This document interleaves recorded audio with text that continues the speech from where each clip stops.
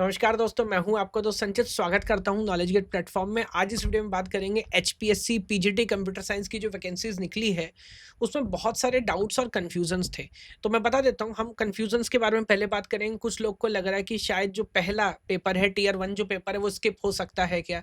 Exam की timeline को लेके बड़ा कन्फ्यूज़न है कि शायद 1-2 महीने के अंदर ही पेपर हो सकता है क्या? उसके अलावा एलिजिबिलिटी बीएड को लेके बहुत सारे डाउट थे और कई लोगों का कहना था सर एक डिटेल्ड वीडियो बना दीजिए जिसमें थोड़ा-सा बता दीजिए किस सब्जेक्ट को कितना पढ़ना है, क्या आपकी प्रिपरेशन स्ट्रैटेजी होनी चाहिए। बिकॉज़ प्रीलिम्स तो पास कर लेंगे, लेकिन उसके बाद जो सब्जेक्ट टेस्ट है, जो लास्ट टाइम जिसमें सबका बहुत बुरा हाल हो गया था, डिस्क्रिप्टिव राइटिंग कैसे करनी है उसके बारे में बात करेंगे। तो ओवरऑल अगर ऑलरेडी आपको पता, अगर आप हरियाणा से हैं और ये वैकेंसी आपने भरी हुई है, तो इसकी क्या इंपॉर्टेंस है मुझे आपको बताने की ज़रूरत नहीं है। सीएसआईटी के अंदर अगर आप हैं और इतनी बम्पर वैकेंसी में अगर आपने फॉर्म फिल किया है, कर चुके होंगे, form filling window already start हो चुकी है, तो वीडियो लास्ट तक देखिएगा। बहुत सारे इंपॉर्टेंट अंडरस्टैंडिंग आपसे इस वीडियो में शेयर करूँगा। तो बात शुरू करता हूँ। बेसिक आइडिया आई थिंक सबको पता है। हरियाणा पब्लिक सर्विस कमीशन की वैकेंसी है और जो बेसिकली पीजीटी रोल के लिए अप्लाई है। ऑलरेडी जो एडवर्टाइजमेंट है वो आ चुका था। टोटल नंबर ऑफ पोस्ट भी आई थिंक सबको पता है, इसमें भी कोई डाउट नहीं है। लास्ट वीडियो में सारी इन्फॉर्मेशन मैं आपको दे चुका हूँ। जो मेवात रीजन है और जो रेस्ट ऑफ हरियाणा है उसकी जो अंडरस्टैंडिंग है। एलिजिबिलिटी में मैं दोबारा एक बार याद दिला दूँ, यहाँ पर बीएड की कोई रिक्वायरमेंट नहीं है। बहुत सारे लोग बार बार क्वेश्चन पूछ रहे हैं, बीएड की कोई रिक्वायरमेंट नहीं है। आपने अगर एमएससी कंप्यूटर साइंस किया है 2 साल वाला, या आपने एमसीए किया है, या आपने बीटेक या बीई किया सीएसआईटी से, रिकॉग्नाइज्ड यूनिवर्सिटी से, तो आप यहाँ पर एलिजिबल हो जाते हैं। मिनिमम रिक्वायरमेंट 55% मार्क्स है और Haryana teacher eligibility test, HTET जिसको हम बोलते हैं, वो पास करना यहाँ पर मैंडेटरी है। अगर आप हरियाणा के बाहर के हैं और आपने एग्जाम लिखा है तो भी आप यहाँ पर एलिजिबल हो जाते हैं, है ना? तो ये एग्जाम इंपॉर्टेंट है। पहले आई थिंक इसको स्कूल टीचर एलिजिबिलिटी टेस्ट के नाम से भी जानते थे। एक बार आपने पास कर लिया तो फिर आप यहाँ पर एलिजिबल हो जाते हो। तो इसमें आई डोंट थिंक कि अब दोबारा फर्दर कोई कंफ्यूजन होना चाहिए। फिर भी किसी का कोई और स्पेसिफिक केस हो तो प्लीज कमेंट में मेंशन कर दीजिएगा, है ना? तो यहाँ पर बीएड नहीं चाहिए। दिस इज द एग्जाम जो आपको क्वालिफाई करना है। जो ऑलरेडी पीजीटी टीजीटी टीचर बनने की लड़ाई में है और उस डायरेक्शन में आगे बढ़ रहे हैं, ऑलरेडी वो सभी बच्चे एस्पिरेंट्स ये एग्जाम पास कर चुके हैं। एज को लेके कोई डाउट नहीं था, सैलरी के लिए कोई डाउट नहीं था। अब ये स्क्रीनिंग टेस्ट और जो नॉलेज टेस्ट है, इसके बारे में एक बार बता देता हूँ। बहुत सारे लोगों को ऐसा लग रहा है, कमेंट कर रहे थे हमारे कोर्स के अंदर, जो बच्चे वो भी पूछ रहे थे सर नोटिफिकेशन में लिखा हुआ था कि जो स्क्रीनिंग टेस्ट है वो शायद एलिमिनेट हो जाएगा या 100% एलिमिनेट हो रहा है। बच्चों को ऐसा लग रहा है, स्टूडेंट को लग रहा है। मैं बोल देता हूँ ये बात गलत है। नोटिफिकेशन में ज़रूर ऐसा लिखा गया। देखिए, आप समझिए गेम क्या है। गेम ये है कि यहाँ पर 4 गुना कैंडिडेट जो हैं, जितनी वैकेंसीज हमारी हैं उससे 4 टाइम्स कैंडिडेट जो हैं, तो लगभग 1700 वैकेंसी है, मल्टीप्लाई 4 कर लीजिए, 6,500-7 हज़ार बच्चे इस एग्जाम को पास करेंगे, टीयर 1 को स्क्रीनिंग, जो कि स्टेज 2 के लिए जाएंगे। और क्योंकि ये स्क्रीनिंग टेस्ट है तो इसमें आप कितने भी नंबर जो लेके आते हो, फाइनल आपकी जो मेरिट है उसमें काउंट नहीं होंगे। अभी हमें नहीं पता कितने एस्पिरेंट्स एग्जाम लिखने वाले हैं। अगर 7,500-8 हज़ार, ये जो हमारा काउंट बैठता है 7,000 के करीब, अगर इससे ज़्यादा फॉर्म आते हैं तो कोई ऑप्शन नहीं है, सरकार को ये स्क्रीनिंग टेस्ट लेना ही होगा। आप ये मान के बिल्कुल मत चलिए कि ये टेस्ट स्किप होने वाला है। अब मान लीजिए अगर फॉर्म ही भरे गए 5,000, हमें चाहिए 6,000, 6,500, 7,000, उस केस में ज़रूर हो सकता है कि स्किप हो सके। फिलहाल ऐसा बिल्कुल मत मानिएगा कि ये टेस्ट स्किप हो रहा है, ये टेस्ट होगा एज़ फॉर नाउ, है ना? अभी तो form filling window just start हुई है। बाकी आगे आरटीआई लगा के पता लगाने की कोशिश करेंगे कितने लोगों ने फॉर्म फिल किया। तो इसके बारे में मैंने आपको अपडेट कर दिया। स्टेज 2 ऑब्वियसली हमारा मेन टेस्ट होने वाला है। टाइमलाइन के बारे में मैं एक बार और बात कर लेता हूँ। डिटेल्ड सिलेबस पूरा है। कुछ लोग को ये भी डाउट था कि सर कुछ कॉमन पार्ट आएगा क्या? देखिए, सिलेबस में कुछ भी ऐसा मेंशन नहीं है। जो टोटल आपका एग्जाम है आप देख सकते हैं, पूरा का पूरा कंप्यूटर साइंस भर के रखा है इन्होंने। फिर चाहे वो ज़्यादातर पीजीटी टीडीटी से ही मैच हो रहा है, जो कि एएमआरएस और केवीएस एनवीएस का सिलेबस है। कुछ टॉपिक एक्स्ट्रा हैं, उन सबको हमने कंसिडर कर लिया, चाहे नेटवर्क्स है, सीएसओ है, डेटाबेस हो गया हमारा। ये पार्ट ऐसा है जो कि आमतौर पर टीजीटी पीजीटी के अंदर नहीं होता, ये एडिशनल है। हमने अपने कोर्स के अंदर इस पर भी काम कर लिया है। फिर हमारा कंप्यूटर, ये भी एल्गोरिथम, ऑपरेटिंग सिस्टम, इतना डिटेल में नहीं पूछा जाता पीजीटी टीजीटी के अंदर, उसको थोड़ा सा एक्सटेंड किया है। और हमें भी समझना, थोड़ा सा ज़्यादा पढ़ना भी है भाई। लास्ट टाइम का जो अटेम्प्ट का पेपर जिन लोगों ने लिखा उनको पता है इनकी कोई लिमिट नहीं है। Scenario based, case study based question दिए गए थे, तो उसको पढ़ने के लिए, उसको सॉल्व करने के लिए इतना अपने को पढ़ना पड़ेगा। देन हमारा लॉजिक गेट हो गया, टीओसी कंपाइलर, ये भी एडिशनल पार्ट है, आमतौर पर टीजीटी पीजीटी का पार्ट नहीं है। तो सिलेबस में बोलता हूँ कुछ हद तक गेट और नेट की तरफ जा रहा है। सेम पीजीटी, टीजीटी में जितना पूछा जाता है, ये दोनों पार्ट आपके पूछे जाते हैं। ईएमआरएस के अंदर भी है, इमर्जिंग ट्रेंड, केवीएस एनवीएस के अंदर भी है, बट थोड़ा-सा एक्सटेंडेड सिलेबस है, थोड़ा-सा एडिशनल आपको यहाँ पर पढ़ना पड़ेगा, है ना? तो ये सारा सिलेबस वाली बात मैंने आपको बता दी। टाइमलाइन की बात एक बार आपसे कर लेता हूँ। सर, कुछ लोगों को ऐसा लग रहा है, बट इसका कोई एग्ज़ैक्ट अंडरस्टैंडिंग नहीं है, बस लगने के लिए लग रहा है। फिलहाल आपको यही मान के चलना है कि मई और जून के बीच में टेंटेटिवली आपका स्क्रीनिंग टेस्ट होने वाला है। अगेन जैसे मैंने बता दिया, होगा कि नहीं होगा वो based on number of applicants पे डिपेंड करता है। देन उसके बाद आपका नॉलेज टेस्ट होगा, उसके बाद आपका इंटरव्यू होगा, और यही मोटा-मोटा टाइमलाइन आप पकड़ के चलिए। इसमें मज़े की बात ये भी है, अगर टियर 1 स्किप भी हो जाता है और डायरेक्ट आप टियर 2 के लिए लिखते हैं, सब्जेक्ट टेस्ट के लिए लिखते हैं, तो भी सिलेबस तो सेम है ना। ईएमआरएस, केवीएस, एनवीएस, बाकी सब पेपर में प्रॉब्लम ये है कि पेपर 1 का सिलेबस ही अलग है, पेपर 2 का सिलेबस अलग है, यहाँ सिलेबस सेम है। तो जब आप पूरा कंटेंट कवर कर रहे हैं, तो चाहे फिर उसमें से एमसीक्यू क्वेश्चन हमें आंसर करना हो, चाहे डिस्क्रिप्टिव आंसर करना हो। डिस्क्रिप्टिव एडिशनली पढ़ाई पढ़नी पड़ेगी, वो अलग बात है, प्रैक्टिस करनी पड़ेगी, लेकिन नॉलेज सेम है, नॉलेज अलग नहीं है।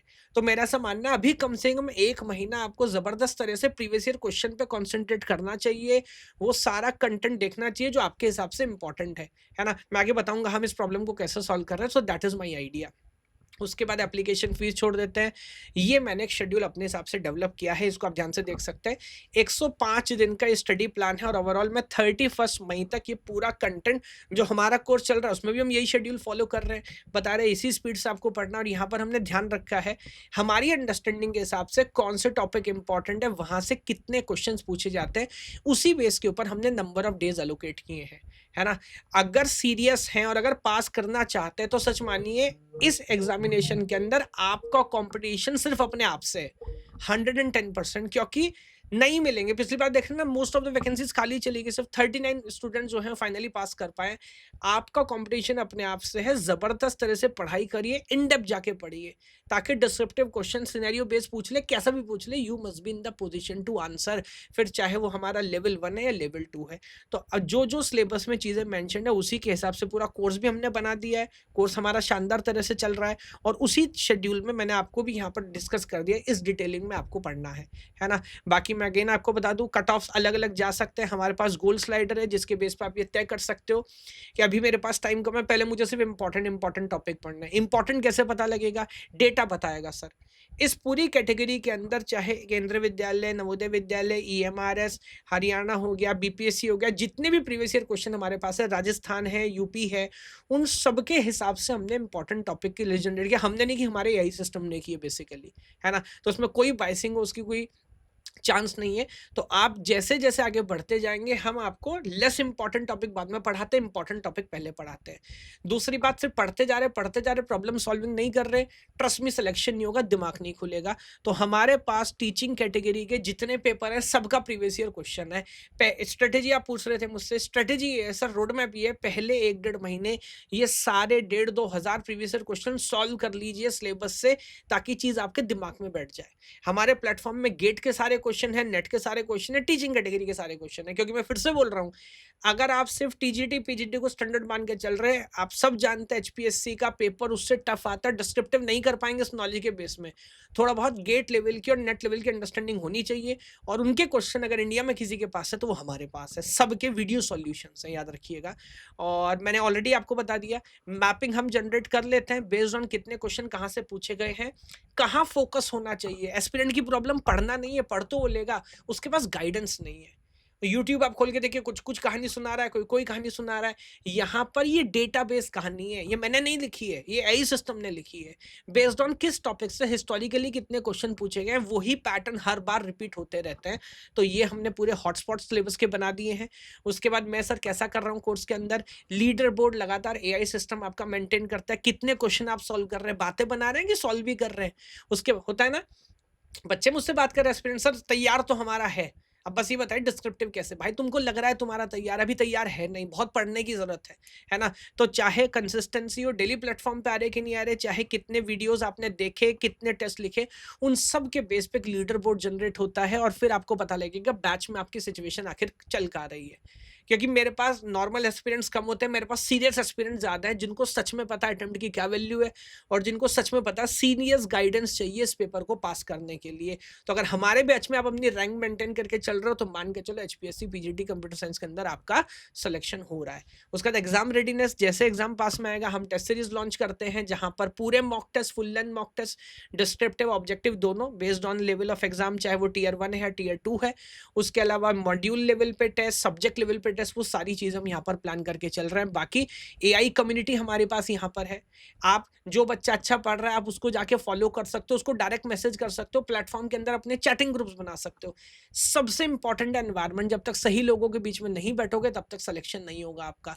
तो एनवायरनमेंट देखिए, एआई कम्युनिटी है, वहां पर आप जाके क्वेश्चन पोस्ट करिए, बाकी स्टूडेंट देख सकते हैं। लाइक सोशल मीडिया प्लेटफॉर्म, कौन कितने दिन से रेगुलर पढ़ रहा है, कौन कितने घंटे पढ़ रहा है, प्लेटफॉर्म पे सब कुछ पब्लिक इंफॉर्मेशन है, उसे आप चेकआउट कर सकते हैं। बाकी मेंटरशिप गाइडेंस के लिए मैं बैठा हूँ, बैक टू बैक आपके लाइव सेशंस लगाता रहता हूँ, टेल मी एनीथिंग सेशन आपके कंडक्ट करता रहूंगा। कोई गाइडेंस, कोई कंफ्यूजन चाहिए, बीच बीच में कुछ पढ़ाई की क्लास भी हम लगाते रहेंगे, लेकिन पूरा कंटेंट यहाँ पर प्रॉपर्ली हमने रिकॉर्ड करके पीवाईक्यू क्वेश्चन के साथ पूरे एआई सिस्टम के साथ बना के रखा है। अभी काम करना आपकी जिम्मेदारी है ना। मैं, आप जानते हैं मैं किसी और सब्जेक्ट का कोई कोर्स नहीं चलाता, फिजिक्स मैथ्स कोई वैकेंसी निकले हमारे कोई कोर्स नहीं है, हमारा कोर्स है सिर्फ कंप्यूटर साइंस के लिए। तो अगर आप कंप्यूटर साइंस एस्पिरेंट हैं, हरियाणा पीजीटी के अंदर सबसे ज्यादा सिलेक्शन हम देने वाले, इस बात की गारंटी दे सकता हूं आज ही। और अगर आप ऑलरेडी सीएससी के अंदर हैं तो कहीं ना कहीं आपने कोई ना कोई कंटेंट मेरा जरूर देखा और पढ़ा होगा और हो सकता है कुछ वैल्यू भी जनरेट की हो। तो मैं ये पर्सनल लेवल पे विश्वास दिलाता हूं कि मैं सारे कोर्स खुद मॉनिटर कर रहा हूं और बेस्ट कंटेंट हम देंगे, टॉप सिलेक्शंस हमारे होंगे। तो आपने अगर अभी भी नहीं लिया है तो आप हमारे कोर्स में एनरोल कर सकते हैं, सेल्फ स्टडी करना करिए, बट मैंने जितना कर दिया मेरे ख्याल से फिनोमिनल है। तो आप लोग समझेंगे कि ये एक तरह का इन्वेस्टमेंट है और शानदार इन्वेस्टमेंट है। तो कोर्स एनरोल करिए। अगर आप इसके अलावा भी इन जनरल टीचिंग एग्जाम में काम कर रहे हैं तो हमारा टीचिंग रिक्रूटमेंट बंडल भी ले सकते हैं, जो कि बहुत नॉमिनल प्राइस में, और एक साल के लिए हमारे जितने भी टीचिंग कैटेगरी के एग्जाम है, अभी बीपीएससी टीआरई 4 आ रहा है, ईएमआरएस चल रहा है, केवीएस एनवीएस चल रहा है, सब में हमारा शानदार रिजल्ट आ रहा है, उसके हर कोर्स का एक्सेस यहाँ पर आपको मिल जाता है।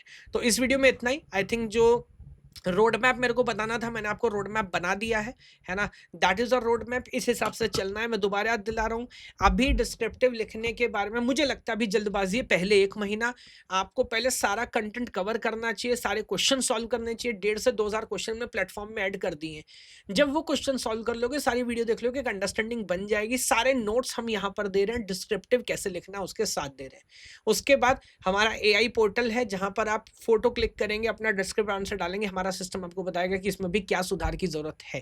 That is an idea. तो अगेन मैं फिर से बोल रहा हूँ, प्रैक्टिस है, काम करना पड़ेगा, बट हो जाएगा। तो अगर ईमानदार प्रयास कर रहे हैं और ऑनेस्ट है तो हमारा कोर्स जरूर एनरोल करिएगा। भगवान आप सबको खुश रखे। जय हिंद, जय भारत। कोर्स का लिंक आपको वीडियो के डिस्क्रिप्शन में मिलेगा। Thank you.